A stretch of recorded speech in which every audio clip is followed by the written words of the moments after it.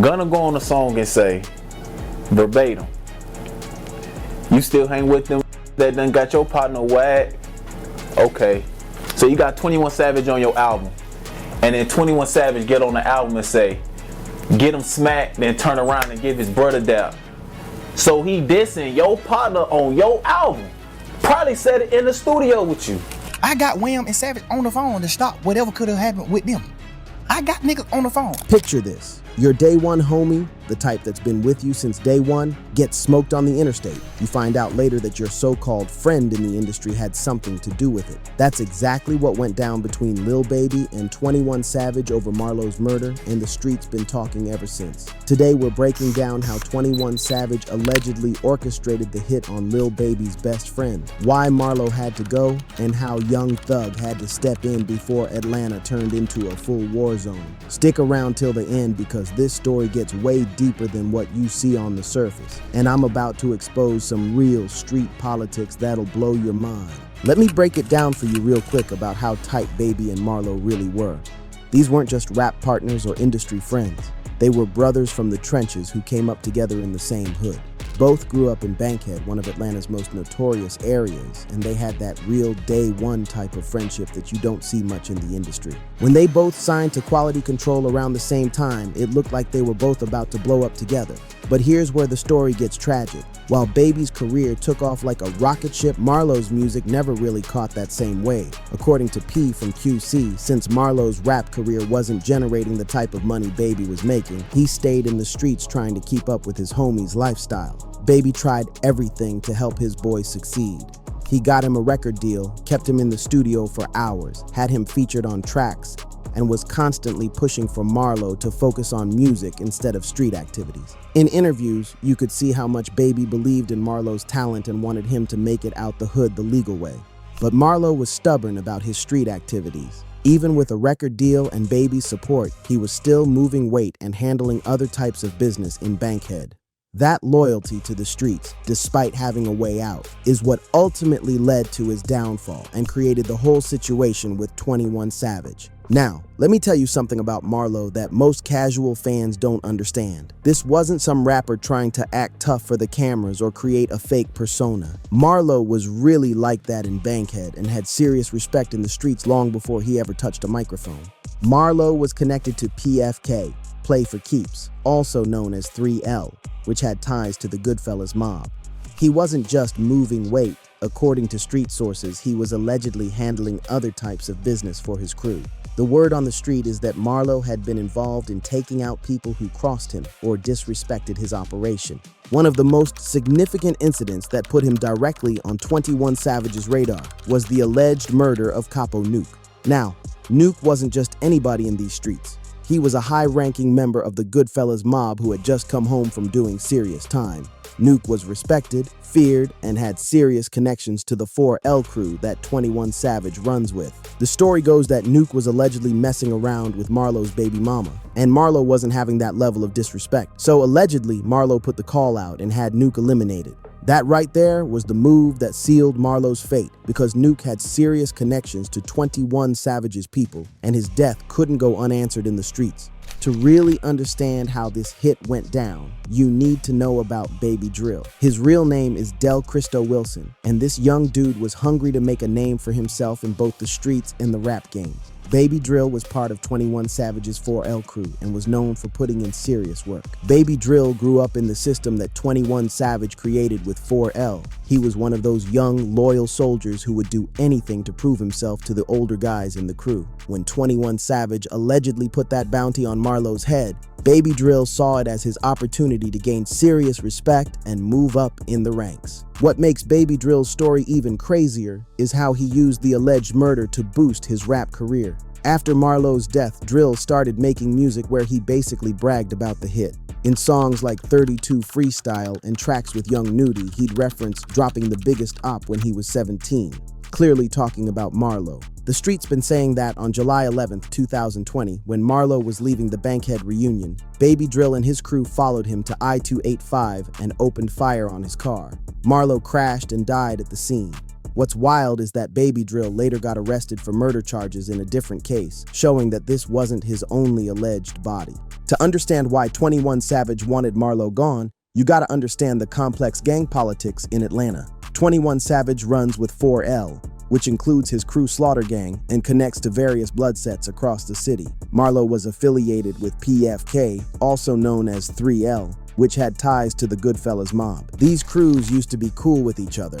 In fact, there's old footage of 21 Savage and Marlo together in the 9th Ward, all smiles and showing love. They were making money together and seemed to have mutual respect. But when Marlo allegedly had Capo Nuke killed, that changed everything overnight. Nuke was respected in the streets and had serious connections to 21's people, so his death couldn't go unanswered. The beef escalated quickly when 4L members started terrorizing PFK after Nuke's murder. Chain snatchings, robberies, shootings.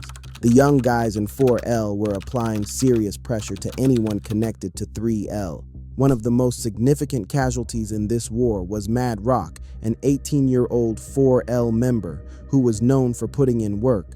Mad Rock got killed in a drive-by shooting, and the streets immediately pointed fingers at PFK for the retaliation. This back-and-forth violence created a cycle that could only end with major players getting eliminated. Here's where 21 Savage really showed his true colors and how petty this whole situation was. Not only did he allegedly orchestrate Marlo's murder, but he had the audacity to diss him on Lil Baby's own album. On the track, 21 Savage made references that were clearly aimed at Marlo, basically trolling Baby while he was grieving his best friend. The fact that 21 Savage felt comfortable enough to diss a dead man on his friend's album shows you how confident he was that Baby wouldn't retaliate. It was like he was testing Baby's gangster, seeing if he would really stand up for his dead homie or just let it slide for the sake of industry politics. This move was particularly cold because Baby was still processing the loss of his best friend, and here's 21 Savage basically bragging about it on Baby's own project. It's the type of disrespect that would normally lead to immediate retaliation in the streets, but the industry politics complicated everything. Now imagine being Lil Baby and slowly piecing together that someone you considered a friend in the industry had your day one killed. According to sources close to the situation, Baby was devastated when he learned about 21 Savage's alleged involvement. The streets say Baby was ready to go to war immediately. He wanted to retaliate against 21 Savage and the whole 4L crew. But that's where the industry politics got complicated because both artists were making serious money and had major label backing. What really hurt Baby was realizing that 21 Savage had been playing in his face the whole time. They were doing songs together, appearing at events together, and all the while, 21 Savage allegedly knew exactly what happened to Marlo because he ordered it. Young Thug has always been about keeping Atlanta united in the music industry. In interviews, he's talked about how he stopped multiple beefs from escalating in the city because he understands that when Atlanta artists beef with each other, it hurts everyone's money. When Thug caught wind of the serious tension between Baby and 21 Savage, he knew he had to intervene before things got completely out of hand. This wasn't just about two artists having issues. This was about to turn into a full-scale war between major crews in Atlanta. Thug got both Baby and 21 Savage on a three-way call and basically told them they were bigger than street beef. He reminded them that Atlanta is supposed to stick together and that the whole world looks at Atlanta as the city where rappers support each other, not tear each other down. According to Thug himself, he told them, "Man, y'all brothers, we ain't talking about no internet stuff and what's going on in the world. We talking about real life. Both of y'all can get on any platform and say the same thing, that I got both of y'all on the phone and told y'all to stop this." Even though Thug managed to get them to squash the beef publicly, the streets knew what really happened. That's probably why Gunna felt comfortable enough to call Baby out in his music later on. In one of his tracks, Gunna basically exposed the whole situation by referencing how Baby was hanging with someone that done got your partner whacked. That line hit different because it confirmed what the streets already knew, that Baby was still cool with 21 Savage despite knowing he had something to do with Marlo's death. The fact that Baby took down his Instagram post about Marlo just minutes after posting it also raised serious eyebrows. People started questioning whether Baby was really about that life or if he was just going to let his homie's death slide for the sake of his career and industry relationships. One of the most telling signs that something changed between Baby and the Marlo situation is how he stopped acknowledging his dead friend publicly. Before all this came to light, Baby would post about Marlo on his birthday, death anniversary, and other significant dates. He would share memories, old photos, and keep Marlo's name alive on social media. But after the truth about 21 Savage's alleged involvement came out, Baby completely stopped posting about Marlo. No more birthday posts, no more anniversary remembrances, nothing. It's like Marlo just disappeared from Baby's public memory, which is crazy considering how close they were.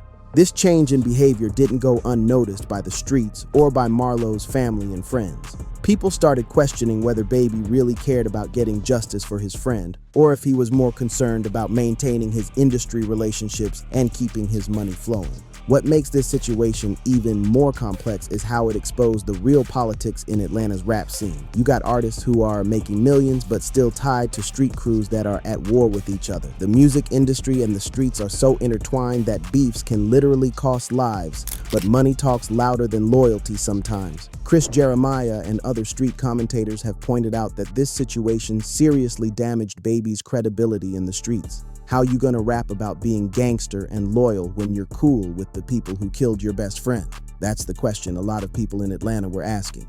The industry pressure to maintain relationships and keep money flowing often overrides street justice. Labels, managers, and business partners all have interests in keeping their artists out of beef because violence is bad for business. So even when someone wants to retaliate, there are millions of dollars and multiple careers on the line. At the end of the day, this story is about loyalty, betrayal, and the price of staying connected to the streets while trying to make it in the music industry.